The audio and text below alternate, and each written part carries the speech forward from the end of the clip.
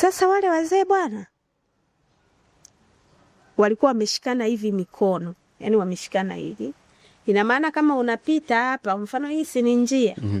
Kwa hiyo ukipita hivi wameshikana hivi, ina maana hapa wamekuzuia, uwezi kupita. Sasa wale wazee nikaa nasikia mtu ananiambia, yani pita hapo katikati, au wazee hao wakupishe upite. Nikafika kwa wale wazee nikaambia, naomba kupita. Wakanambia, hapana, hauwezi kupita hapa kwani huku uone njia. Pita huku nyuma au pita nyuma ya huku. Lakini hapa hamna njia. Nikaambia nyie inabidi muachiane hii mikono, mimi nipite hapa. Wakasema hapana. Wale wazee walikuwa wanakunywa pombe.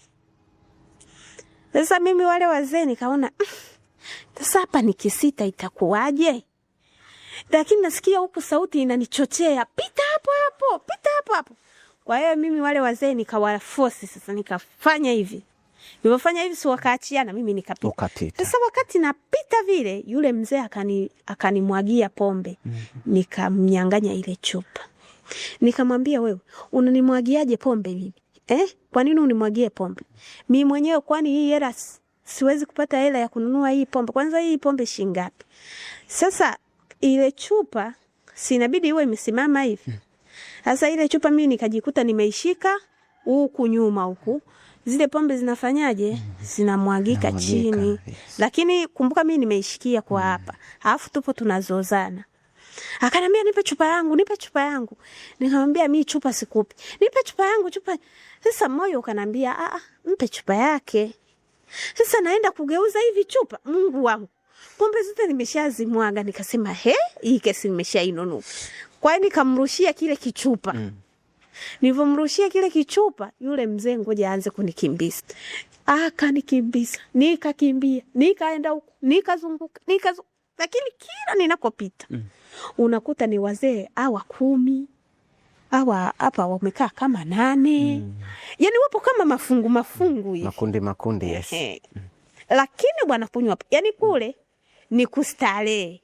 Wao walikuwa kwenye starehe. Wanakunywa, wanakula. Lakini ni wazee, hamna kijana hata mmoja. Yule mzee hakukata tamaa ya kunikimbiza. Akanikimbiza na mimi namkwepa, nikienda huku ni naye, nikienda huku ni naye, nikienda huku ni naye. Sasa ikafika hatua, nikafika mwisho wa ule uzio sasa. Ukiangalia huku kote ni wazee, afu ndo nilikotoka. Alafu hapa pembeni napotaka kupita kuna bonge la shimo. Yaani shimo ni refu. Ni ndoto hiyo unaiota? Nipo kwenye ndoto hapa. Yes. Ni shimo refu sana. Alafu lile shimo sasa limejaa miba. Yaani miba kama ya michongoma, lakini ile minene. Kuna misumari, ile misumari ya inchi 5 ile mikubwa, lakini imesimamishwa hivi. Sawa? Kuna mishale imesimamishwa hivi. Alafu huku pembeni huku kumezungushiwa machupa yaliyopasuliwa. Yaani kana kwamba mle ukiingia kwanza utoki. Sasa mimi nikasimama. Yule mzee hakaja. Kwa anakuja kunisukuma kwenye lile shimo. Alivokuja kunisukuma mimi nilimtaimu vizuri tu.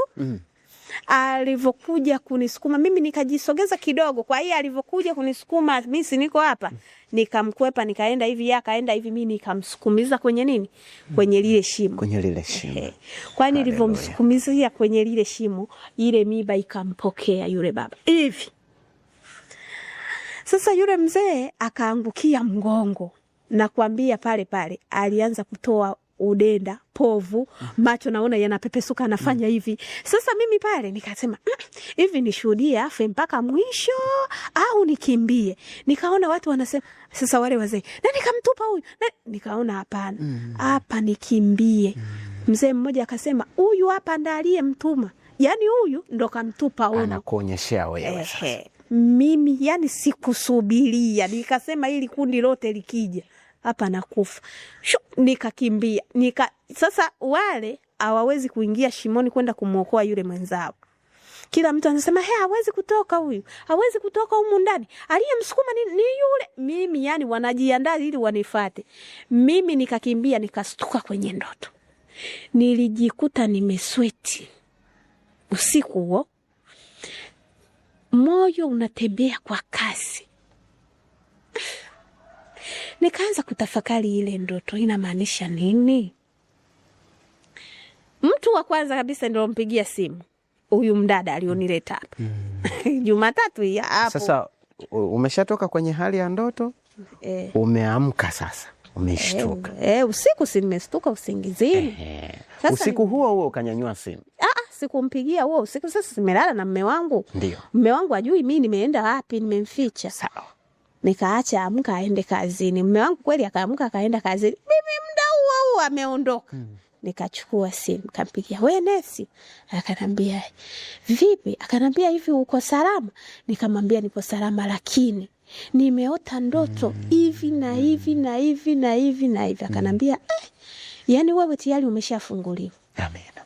Yani wewe umefunguliwa Malili, amini. Nakwambia pale Jehova Shama ni kiboko. Nikakaa. Nikampigia mama yangu mzazi, nikamwambia, "Mama kanambia hiyo ndoto ya ushindi mwanangu, ndoto ya ushindi." Hapana. Ngoja nimpigie mchungaji wa hapa, salinipa namba. Nikampigia. Nikamsalimia vizuri, nikamuelekeza ile ndoto jinsi nilivyoenda. Akanambia hiyo ndoto ni ya ushindi mwanangu, umeshashinda. Amina. Basi mimi sikuamini kwa huo muda. Nimekuwa kama Tomaso. Mpaka uone. Amina. Sasa nikaa nasubiria zile siku zangu. Sinifika hapa tarehe 14. Yes. Mwezi wa 12. Kwa hiyo ndoto imenitokea tarehe 15 sasa. Nikasubiria Jumatatu, Jumanne, Jumatano nikawa na kiu ya kuja sasa.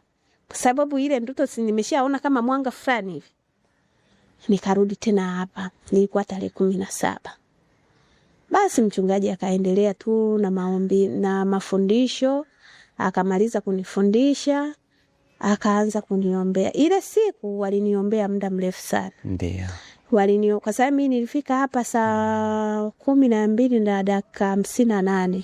Siku ya Jumatano ulifika. Ambapo hapa kanisani tunakuwa na ibada ya kwanza tuna maombi, lakini kuna neno, yani deliverance, lakini pia ni siku ambayo hata mtumishi pia anaonana na mtu mmoja pia ameteua hiyo siku ya Jumatano ya huduma. Ndio. Kwa hiyo ilikuwa saa ya kasoro, ambavyo mimi mchungaji aliniambia usichelewe, saa 2 uwe hapa. Amina. Lakini mimi hapa nilifika saa 12 na dakika 58. Sijawahi kusahau. Hata leo nimeona umefika mapema sana. Sasa. Ndio. Akanifundisha sana. Masuala ya kufunguliwa, sijui kupokea baraka, sijui mambo mengi. Akanambia sasa hapa huu muda saa 5 ile nakumbuka, akanambia tuanze maombi. Ila hiyo siku alinambia ikifika saa 10 hiyo Jumanne. Ikifika saa 10 jioni haupaswi kula chochote. Wala na mwenzako usishiriki naye chochote. Umeona? Alafu akanambia umuulize mwenzako anataka mtoto gani. Sasa nikajiuliza. Ndio. Mimi huyu mtu namwambiaje? Na ambavyo mimi naendaga nimejificha na naona kabisa mimi sasa hivi siwezi kubeba mimba tena. Na hujawahi kumwambia kama naenda kanisani? Kwa sababu jitihada zangu sameziona huku nyuma. Ndio. Amna wakisema labda leo inabidi mle tende, sijui vyakula gani, sijui nini, sinamwagiza analeta, tunapika tunakula. Nikurudishe nyuma kidogo. Wakati unaenda kwa waganga, yeye mwenzio alikuwa anafahamu kwamba unaenda kwa waganga? Kwa waganga alikuwa hapendi. Okay, sawa. Alikuwa hapendi na mficha. Sawa. Anasema kama kanisani hujafanikiwa, kwa mganga utafanikiwa. Kwa hiyo nilikuwa simshirikishi. Yaani hiyo ni siri yangu mimi binafsi. Sawa. Sasa nikasema sasa mchungaji mimi amenipa mtihani mzito. Kwa sababu siwezi kumwambia unataka mtoto gani. Kwanza ataniona mimi ni chizi mwendawazimu mmoja, yani nisojielewa. Mimi nilivyoingia usiku sasa kwenye maombi, naomba kimya peke yangu. Mimi nikataja mtoto ambaye namuhitaji. Peke yangu tu. Lakini hiyo kesho yake nikaja hapa. Nilivyokuja hapa ndio tarehe 17 sasa. Ndio. Nilivyokuja hapa. Mwezi gani huo? Mwezi wa 12 huo. Sawa. Nilivyokuja hapa mchungaji akaniuliza, "Mume wako umeongea naye?" Nikamwambia nimeongea naye. "Amekwambia nataka mtoto gani?" Nikamwambia. Akasema haya sawa, ni vizuri zaidi. Kwa hiyo tukaingia kwenye maombi hapo. Nakumbuka niliombewa na vijana 6.